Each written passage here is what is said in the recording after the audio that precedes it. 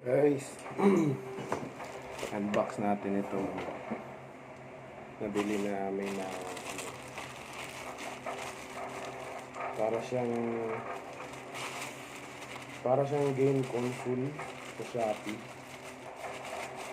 So, pilitan kaming bumili na ito kasi yung anak namin makahilig maglaro. Tapos kung ano-ano ang in-install sa cellphone. So, pinag-stop namin. Kaso yun nga, boring naman siya lagi pag TV lang yung pinapanood niya. And minsan, nagre-request talaga na ibalik daw yung cellphone. So, ayaw naman namin na ganun ulit mangyari na kung ano-ano na naman yung i-install niya sa phone. So once na nahawakan niya na kasi yung phone, marunong na siya pumunta ng Play Store. And namimili siya doon ng mga games. And kung ano-ano na, nabuboring siya sa isang game. So, install after another install. So, nabili natin itong, ano na to, tawag dito, wireless controller gamepad. So, professional game chip, connect TV, classic games, double rocker control. So, meron siyang dalawang joystick and marami na rin yata itong laman na mga games. So, ito yung product features niya. Double handled, support 40 simulators, open source system, and dual players. Original 3D rocker, special game rocker, HD output, support HDMI, connection to TV, game synchronization operation support, 40 simulator format games. Tapos, meron siyang, hindi ko na maintindihan. Yung flash niya, 128 MB, CPU, 2 GB. So, buksan natin. Hindi ako masyadong maalam about games. Kaya, hindi ko alam kung ano yung product na, ano specification na hanap natin dito. Ito siya. Mumurahin lang to guys. Sa Shopee namin nabili. 800 plus yung price niya. So, meron siyang USB. At baka ito yung lalagay sa TV. Yan. Tapos game stick. HDMI ito. Ito yata yung lalagay sa TV. Ito, TV to. Malamang. Ito siguro nandito yung laman ng mga games. So let's see.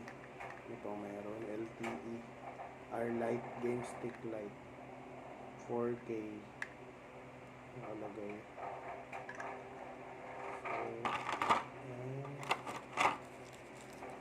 try natin tong paganahin habang tulog pa yung may-ari. Yung pinagbilhan natin ito, binilhan natin ng ganito. So, ito yung joystick niya. So, maganda din naman. Battery operated siya.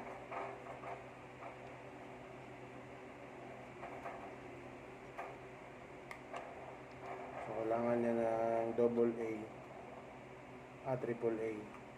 Ito yung problema ngayon, lahat ng AAA na battery. So makakabili yata tayo nito.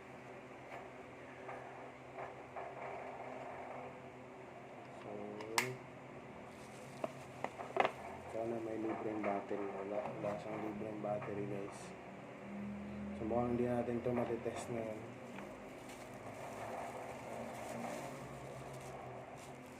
Pwede ito. Yung pangalawang joystick, meron na siyang So, natutuwa siya nito. Sa TV niya lang ito napapanood. And meron pa siyang HDMI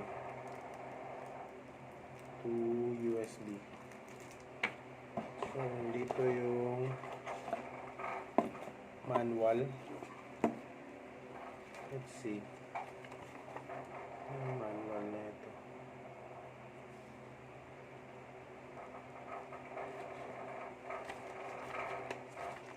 English.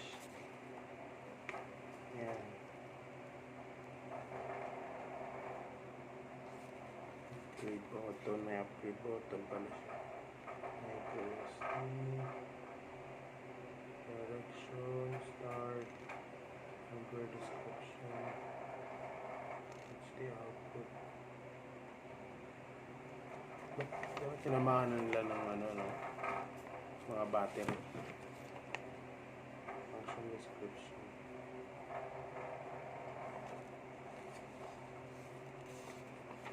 So, paano ito ikakabit?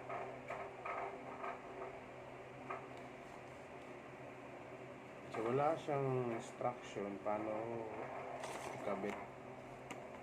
So, I think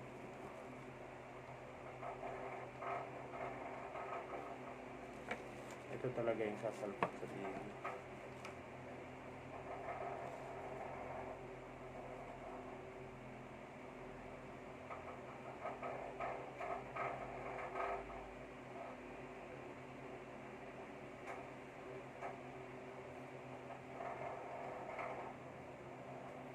So, wala siyang instruction. Siguro easy talaga to pagkabit. Easy lang talaga pagkabit na ito kasi wala siyang, ito lang naman yung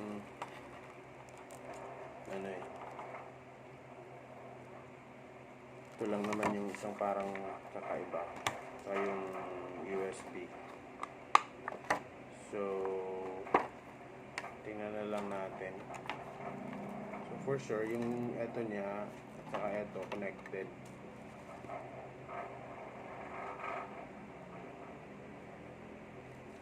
Pag automatic na siguro ito, pag na-on na ito, wala ng battery, gagana na ito somehow.